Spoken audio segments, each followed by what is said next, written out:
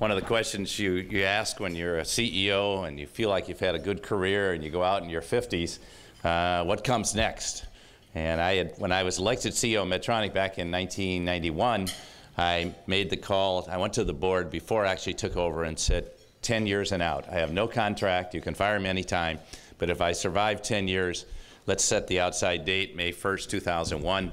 And my commitment to you is there'll be a successor in line that you will have approved at least a year in advance. So then I got all done. What am I going to do now? And fortunately, I had a couple opportunities to go off to Switzerland. I always wanted to spend some time in Switzerland and was a visiting professor at 2 Swiss institutions, the Swiss Federal Polytechnic in Lausanne and also the IMD or IMIDE, the business school, where actually Warren taught. And so I had a chance to try my hand at teaching, and I found I really loved it. And while I was over there, what I call the corporate crisis started. It wasn't just Enron, it was WorldCom, it was Tyco, it was Quest, and like every week there's a new company exploding or imploding, depending on your point of view. And so I started getting these calls from the media, and I said, I finally asked them, why are you calling me? Why is the Wall Street Journal calling me all the way in Europe? And they said, because none of the CEOs will talk to us.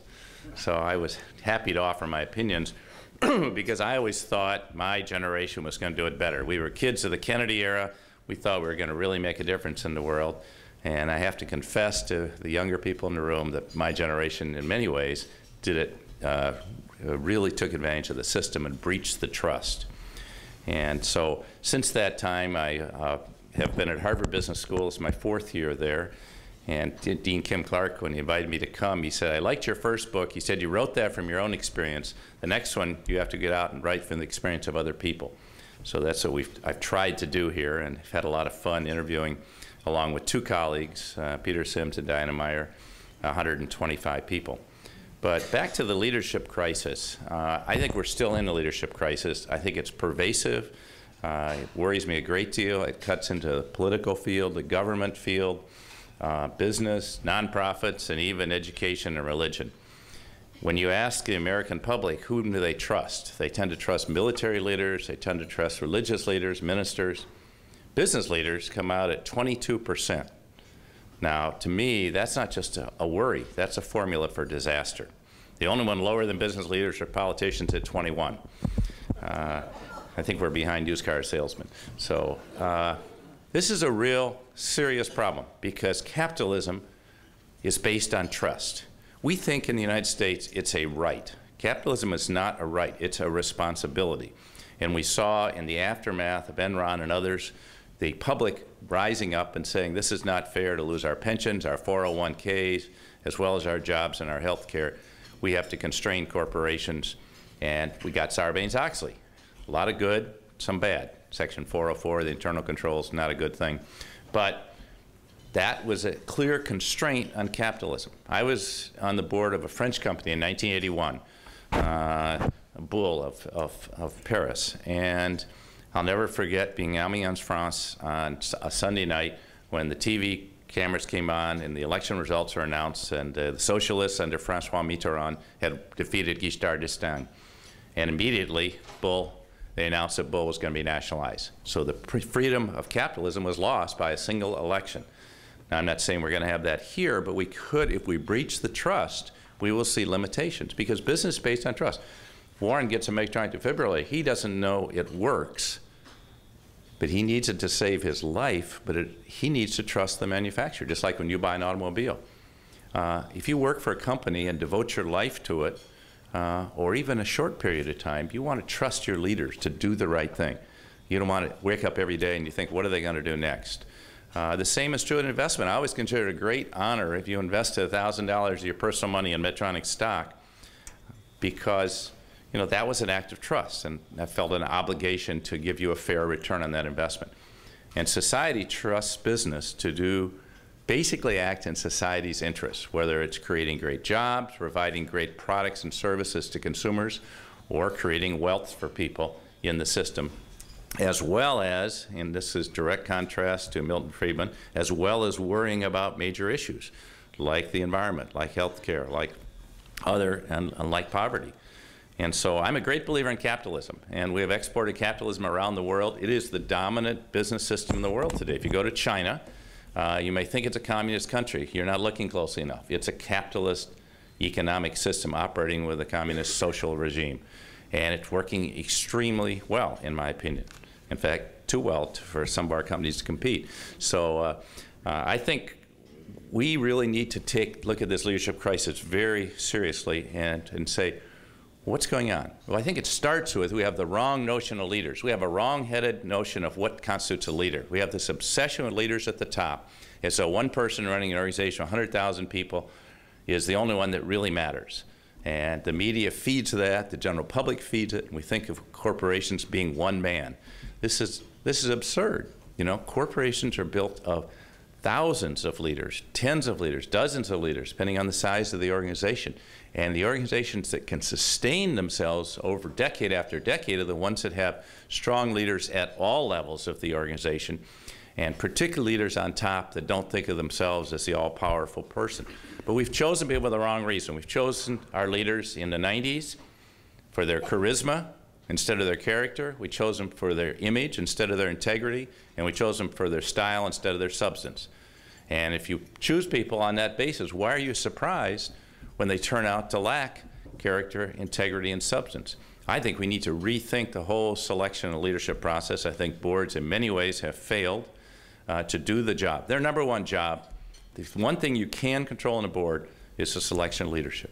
You actually can't control the numbers. I said in the Goldman Sachs Audit Committee, I tell you, we spend 4 hours at Audit Committee meetings. We have 12 meetings a year. You think I really know what goes into all those trades? If there's a fraudulent trade, you think I really know that? There's no possible way. It's an act of trust in how the people do their jobs and making sure they're doing the jobs well, but selecting the right leaders in the first place. And so I think we have a real serious problem there. I'm a strong, I think in the 20th century, we had what I call the model that came out of 2 world wars and a depression. My father lost his job in the depression. He was darn glad to have a job. And we worshiped the guy that could take us over the hill.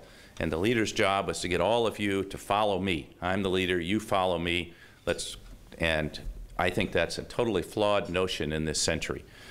We saw in the assembly line, we dichotomized workers and managers. That's why General Motors wound up in this impossible situation from which they cannot recover, in my opinion, because they made this breach 50 years ago, and they've never healed that breach. And then in the latter part of the century, we had this fascination with charismatic leaders that were going to be the corporate savior. So instead of appointing someone who wasn't very fancy, who really knew the business and all the people loved and really could do the job, we go out and get this superstar from another industry.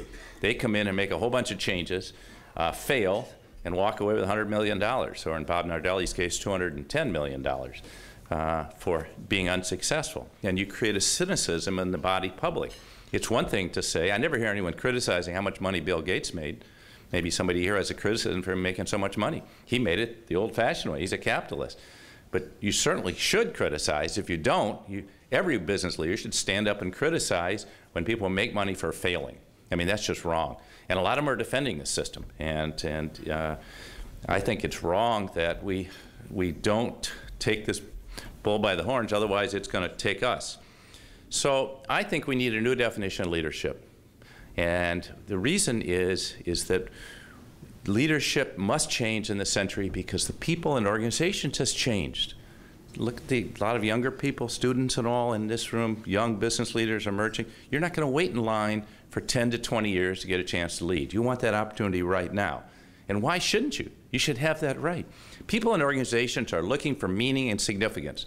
In the 90s, our economists convinced us to take meaning and significance away from them and treat them like gnomes. Guess what happened? They got terrible results. Why do you think Sears Roebuck doesn't exist anymore? Kmart doesn't exist anymore. AT&T got sold. Yes, there's a company with the name AT&T, but that's not AT&T. Some of the great corporations in my growing up years. We could see the same thing in the automobile industry. Because people want meaning and significance. That's our job. We should give them that meaning and significance in their work. Don't they have a right to that? In fact, many people who work in the retail field, they're the first to recognize on the board of Target stores, okay? Target has a very simple mission.